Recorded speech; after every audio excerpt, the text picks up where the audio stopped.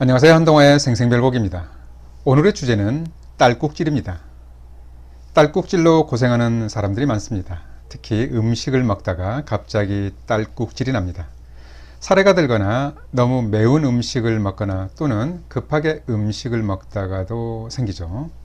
이 때문에 딸꾹질 하는 사람을 보면 맛있는 음식을 남몰래 급하게 먹었구나 라고 농담처럼 말하기도 합니다. 거짓말을 하면 딸꾹질이 나는 경우도 있습니다. 거짓말을 하면 긴장도가 높아지면서 횡격막의 경련이 일어나는 것입니다. 과거 방영된 한 드라마에서 거짓말을 했을 때 딸꾹질을 하는 주인공이 있었는데 이것을 피노키오 증후군이라고 했던 것 같습니다. 원래는 없는 병명이지만 참 재밌는 그럴싸한 명칭입니다. 거짓말을 하면 코가 길어지는 대신 딸꾹질을 해서 탈로가 나는 것입니다.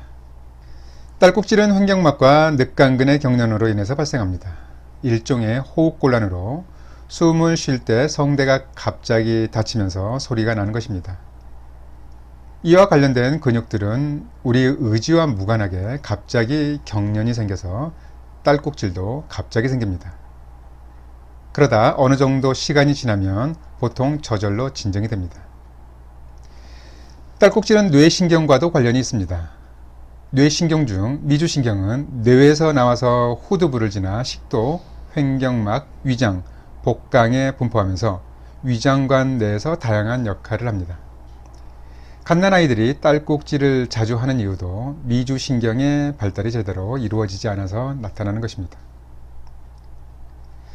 딸꾹질 중에는 난치성이 있습니다. 간혹 중풍이나 약물 중독, 뇌종양 같은 중추신경계의 문제로 인한 딸꾹질은 수일 이상 가기도 합니다.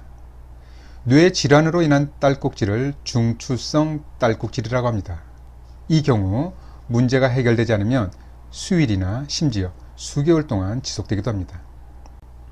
또한 횡격막이나 복막에 심각한 염증성 질환이 있거나 개복 수술 후 나타나는 딸꾹질도 예후가 안 좋은 심각한 딸꾹질에 속합니다.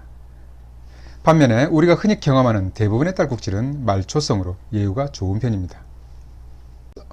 그럼에도 불구하고 말초성 딸꾹질일지라도 간혹 수시간 동안 딸꾹질이 멈추지 않아서 고통스러워하는 사람들이 많습니다.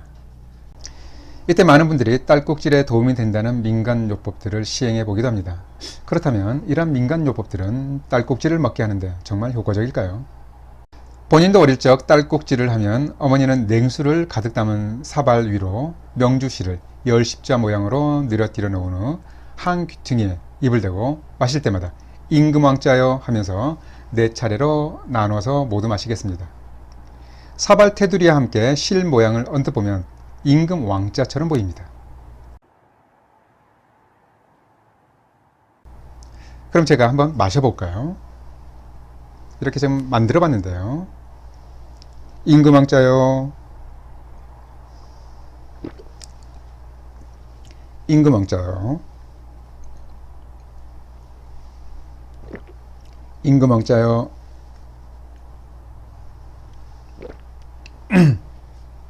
임금왕자요.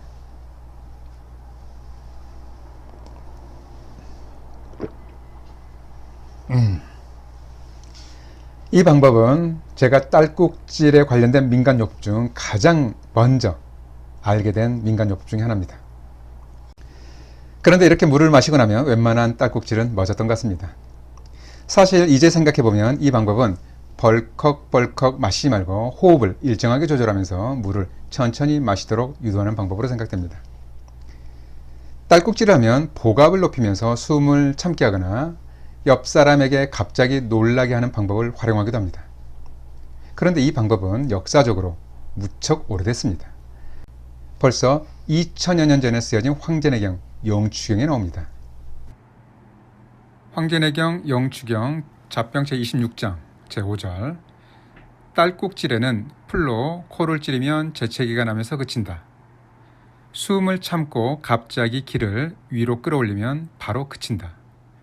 크게 놀라게 하면 역시 그치게 할 수 있다. 이 황제내경에 쓰여진 민간요법은 동의보감에도 그대로 수록되어 있습니다. 이러한 방법들은 미주신경을 통한 자율신경에 자극을 줘서 딸꾹질을 진정시키는 방법들로 여겨집니다. 어느 정도 효과가 있다고 볼 수 있습니다. 또 다른 민간요법으로는 혀를 잡아당기는 방법이 있습니다. 거즈 등을 이용해서 혀를 손가락으로 꽉 잡아당기면서 길게 당깁니다. 그럼 제가 한번 해볼까요? 거즈를 이용해서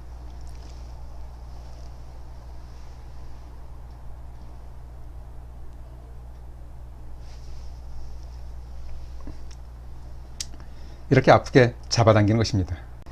또한 양쪽 검지손가락을 양쪽 귀안 고막 쪽으로 밀어넣어서 약간 통증이 느껴질 정도로 자극을 줍니다. 이러한 방법들도 모두 미주신경을 간접적으로 자극하는 효과적인 방법들입니다. 본인이 병원에서 수련을 하는 기간 동안에 수련의 선생님들과 MT를 갔었을 때 일입니다. 어느 날 한 선생님께서 딸꾹질을 시작하게 됐습니다. 그런데 많은 선생님들이 알고 있는 민간요법들을 제시하고 시행을 해봤는데 멈추지 않다가 바로 다음과 같은 방법으로 진정이 된 적이 있습니다. 종이컵에 물을 절반 정도 넣어서 이렇게 방바닥이나 의자 위에 올려놓은 후에 열중 쉬어 자세로 고개를 숙여서 입으로 종이컵 귀퉁이를 물고 그 상태로 물을 모두 마시게 했던 것입니다. 한번 볼까요?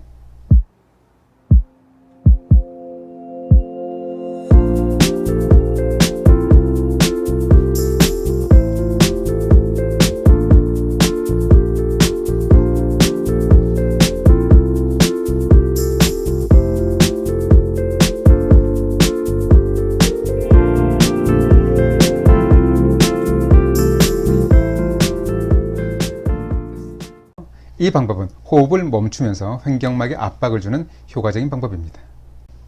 또한 본인의 학부 시절 모 교수님이 딸꾹질 특효방이라고 강조하신 처방이 하나 있습니다. 바로 곽향전기산에 흑설탕 5숟가락을 넣어서 끓여서 마시는 겁니다. 이 처방 구성을 보면 횡격막을 포함한 위장관의 경련을 완화시키는 효과가 있다고 볼 수 있습니다. 가정에서는 간단하게 설탕이나 꿀물을 진하게 타서 마시는 것도 도움이 될 것입니다. 하지만 어떤 방법을 시도해도 멈추지 않는 심한 딸꾹질도 있습니다. 이 경우는 구역반사를 이용하면 좋습니다. 구역반사는 목의 목젖을 건드리면 구역감이 일어나는 정상적인 반사 중에 하나입니다.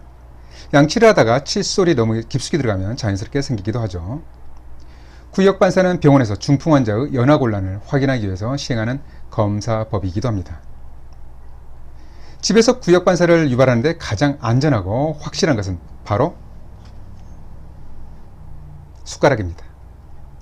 숟가락을 목 안 깊숙이 집어넣으면 거의 확실하게 구역반사를 유도할 수 있습니다. 제가 한번 해볼까요?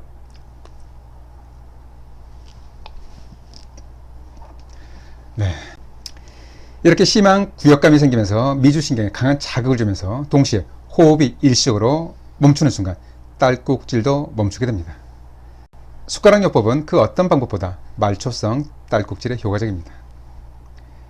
민간요법은 누구에게나 동일한 효과를 보는 것은 아닙니다. 그렇다고 해서 무작정 무시할 필요도 없겠습니다. 의학적 근거가 충분한 민간요법도 많습니다.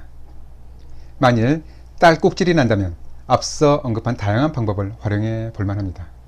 자신에게 효과적인 방법이라면 그것이야말로 최고의 민간요법이 될 것입니다.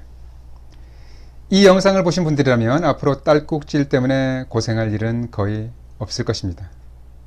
딸꾹, 딸꾹, 딸꾹. 멈추지 않는 딸꾹질에는 숟가락을 찾아보시기 바랍니다. 잘 들어보셨죠? 그럼 오늘의 한동안의 생생별공 마치겠습니다. 감사합니다.